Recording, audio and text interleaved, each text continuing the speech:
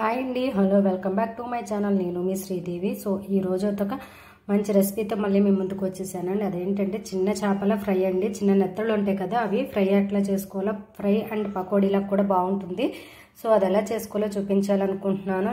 ఇది రసం అండ్ పప్పుచారులో కూడా చాలా బాగుంటుంది. ఒకసారి ట్రై చేయండి. ట్రై చేసి ఎలా ఉంది ఏంటనేది కామెంట్ సెక్షన్లో కామెంట్ చేయండి ఫ్రెండ్స్. ఇప్పుడైతే ప్రాసెస్లోకి వెళ్ళిపోదామా. చాలా అంటే చాలా ఈజీ ప్రాసెస్ అండి. ఇది అసలు ఏం లేదు. ఇవి వచ్చేసి 50 రూపీస్ నెత్తళ్ళు తీసుకున్నాను నేను. ఆ 50 రూపీస్ నెత్తళ్ళతో ఇలా పకోడీలు అయితే వేస్తున్నాను, చూసేయండి మరి ఫ్రెండ్స్. ఇవిగోండి, ఇక్కడ నేనైతే నెత్తళ్ళు ఫ్రై ఎలా చేయాలో చూపించాలనుకుంటున్నాను. ఇవి వచ్చేసి 50 రూపీస్ అండి, ఇవన్నీ కలిపి నెత్తళ్ళు. ఇప్పుడు నెత్తళ్ళు ఫ్రై అయితే మనకి సాంబార్లోకి, రసంలోకి, పప్పుచారులోకి చాలా అంటే చాలా టేస్ట్గా ఉంటాయి. ఇవి ఎలా చేయాలో చూస్తున్నారు కదా. ఇదిగోండి, ఈ నెత్తళ్ళని నేనైతే ఫస్ట్ పసుపు సాల్ట్ వేసి బాగా శుభ్రంగా కడిగేసి పక్కన పెట్టుకొని ఉంచుకున్నానండి. ఇప్పుడు ఇందులో కావాల్సిన ఇంగ్రీడియంట్స్ అన్నీ ఇందులో యాడ్ చేసుకుందాము. రుచికి సరిపడినంత సాల్ట్ వేస్తున్నానండి నేనైతే. అండ్ అలాగే కొంచెం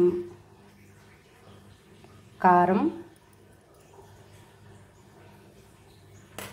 ఒక స్పూన్కి కార్న్ఫ్లోరు, అండ్ అలాగే 2 స్పూన్స్కి శనగపిండి, అండ్ అలాగే ఒక స్పూన్కి మీ ఇంట్లో వరిపిండి ఉంటే వేసుకోవచ్చండి, లేదంటే లేదు. అది వేసుకోకపోయినా ఏం పర్వాలేదు, స్కిప్ చేసేయచ్చు. నా దగ్గర ఉందని నేను వేస్తున్నాను. అండ్ అలాగే ఒక స్పూన్కి మసాలా పౌడర్ అండి, చికెన్ ఫ్రై మసాలా పౌడర్ వేస్తున్నాను. అండ్ అలాగే కొంచెం అల్లం వెల్లుల్లి పేస్ట్ అండి. అండ్ అలాగే చిటికెడు పసుపు.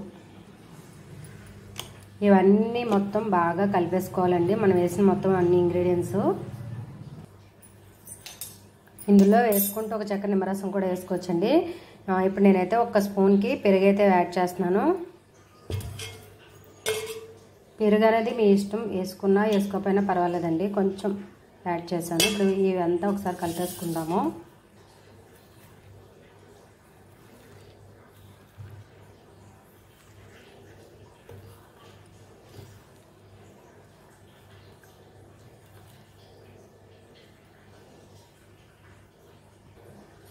ఇలా మ్యాగ్నేట్ చేసుకున్నాం కదా, వీటిని మూత పెట్టేసి ఒక 15 మినిట్స్ రెస్ట్లో ఉంచుకున్నా పర్వాలేదు, లేకపోతే డీప్ ఫ్రైలో పెట్టినా పర్వాలేదండి.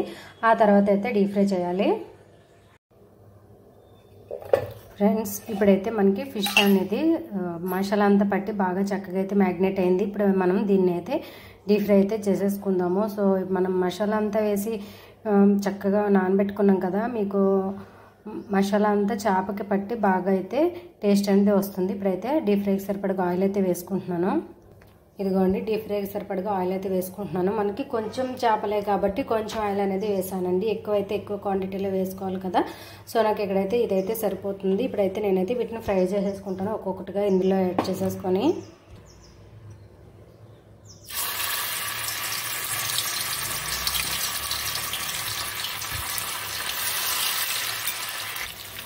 ఇలా నేనైతే కొన్ని వాటిని వేసుకొని ఫ్రై అయితే చేసుకుంటానండి. టర్న్ చేసుకుంటూ ఫ్రై చేసుకోవాలి, మీడియం ఫ్లేమ్లో పెట్టుకుంటూ ఫ్రై చేసుకోవాలండి. మనకి మంచి గోల్డెన్ కలర్ వచ్చేంత వరకు ఫ్రై చేసుకోవాలి. ఇలా ఒకవైపు వేగిన తర్వాత మరోవైపు టర్న్ చేసుకోవాలండి జాగ్రత్తగా, ఎందుకంటే లేకపోతే ఇవి ఇలా పేలుతాయి. ఒక్కొక్కసారి చూసుకోవాలి.